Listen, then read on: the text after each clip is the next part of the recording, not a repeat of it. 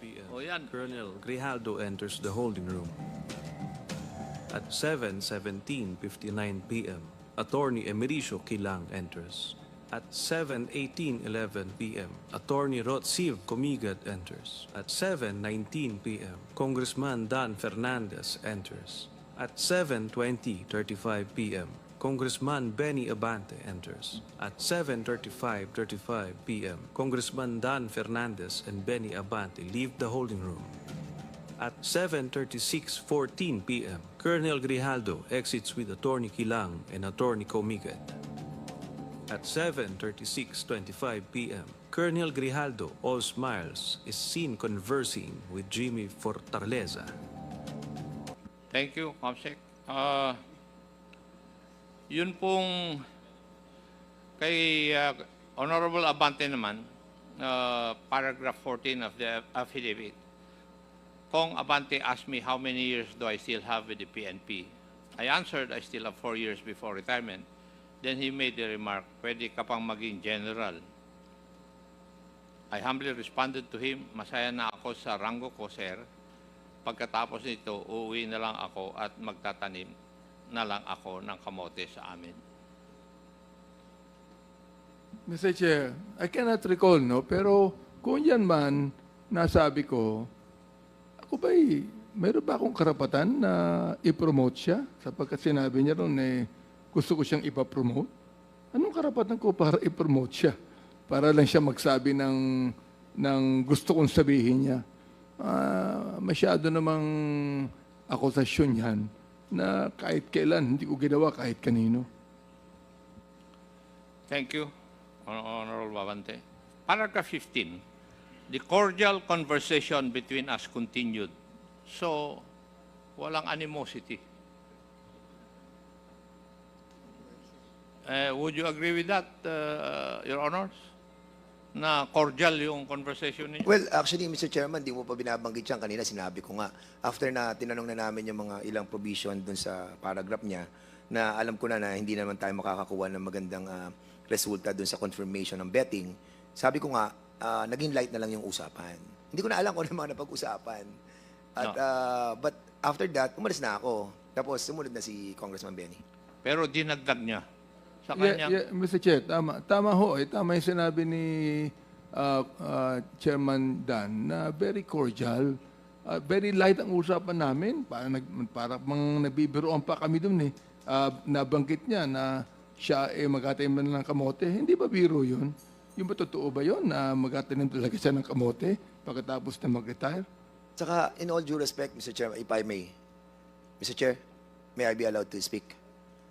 Kasi, alam niyo po, napakasama naman po ng magiging action namin if we have done something like that without the prior approval of the members of the the chairman of the Quadcom. Never na ginawa po ng bawat isa sa atin yan na meron po tayong gagawing betting ay hindi nalalaman po ng ating pong mga kasamahan. And yung pong, most especially, kung yung pong coercion at harassment na kung gagawin po namin ay mapuput into jeopardy, lahat ng ginawa po ng Quadcom. And hindi naman po kami ganun kabobo para gawin yung bagay na yon na alam namin na magkakaroon ng bad repercussion kung sakali na hindi mag-a-agree po si Colonel Grijaldo. And well, ako kasi medyo, basically, nasaktan po ako doon kasi nga, I was expecting that Colonel Garma, through sa mga lawyers niya, na binanggit na hindi, si Colonel Grijaldo was my parang kasakasamahan na niya before. And they were very close. And yung expectation mo na sasabihin niya doon, na kino-confirm niya, then suddenly, nawala. Kaya po ako medyo na-disappoint during that time. But of course, kasama yun, marami na tayong ganyang kausap na talagang afterwards, hindi naman talaga na-confirm. But, yun na nga, nagpapasalamat po ako sa committee na to na nabigyan po tayo ng pagkakataon para liwanagin tong issue na talagang nahirapan po tayo dahil sa hindi po pag-attend ni Colonel Grijaldo. Mr. Chair, sa totoo lang, kung siya nasaktan, si Congressman Dan Fernandez. Ako naman na-offend sapagkat sa katotohanan lang, nasa mukha ba namin na magko-coerce? Nasa mukha niya. Sa mukha. Nasa mukha ba ni Congressman Fernandez na mag-coerce? Ako, nasa mukha ko ba mag-coerce? Tignan niyo nga po yung mukha niya. O, compare po sa mukha namin. And the next statement is that I felt that they wanted to convince me to do what they wanted me to do. So it was the feeling of Colonel Grijaldo na kinukumbinsi niyo siya na gawin yung gusto niyong ipagawa. That was his feeling. The intention may not be that. Hindi po ba tama, Colonel Grijaldo? I-invoke mo na naman yung right mo.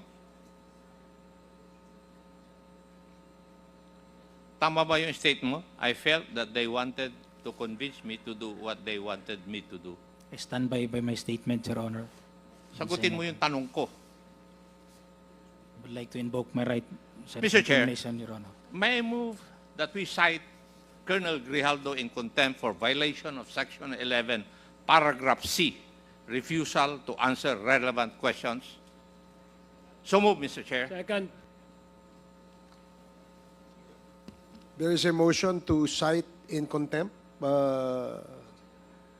Colonel Grijaldo for violating Section 11, Paragraph C of our Rules of Procedure governing inquiries in aid of legislation, and it was duly seconded. Are there any objections? Hearing none, the motion is approved. You are again cited in contempt.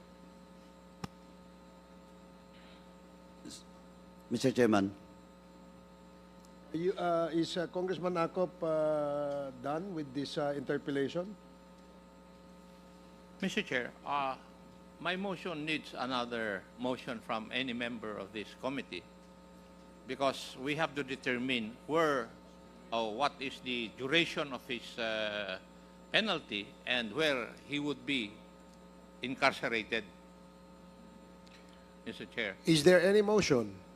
Mr. Chairman, Congressman Paduano. while the rules of the House now with regards to Section 11, citing a resource person in contempt, the detention, no? The place of detention lies with of course, the chairman of this honorable committee. May I respectfully move, Mr. Chairman, that we will transfer, in this contempt order, I move that we will detain Colonel Grijaldo at para malapit-lapit lang sa batasan at Station 6, Mr. Chairman. So move, Mr. Chairman. Are you referring to Station 6 of the Quezon Quezon City, Mr. Chairman. Dito lang yan sa batasan. Eh. Okay, So move, Mr. Chairman. there is a motion to detain, transfer the detention of Colonel Grijaldo to Station 6 of the Quezon City, Police Station. Are there any second? Duly seconded. Any objections? Hearing none, the motion is approved. COMSEC, please coordinate with our Sergeant at Arms and inform the said office that Colonel Grijaldo will be transferred to Station 6 of Quezon City and serve his detention in that facility. Mr. Chair. Congressman Akop.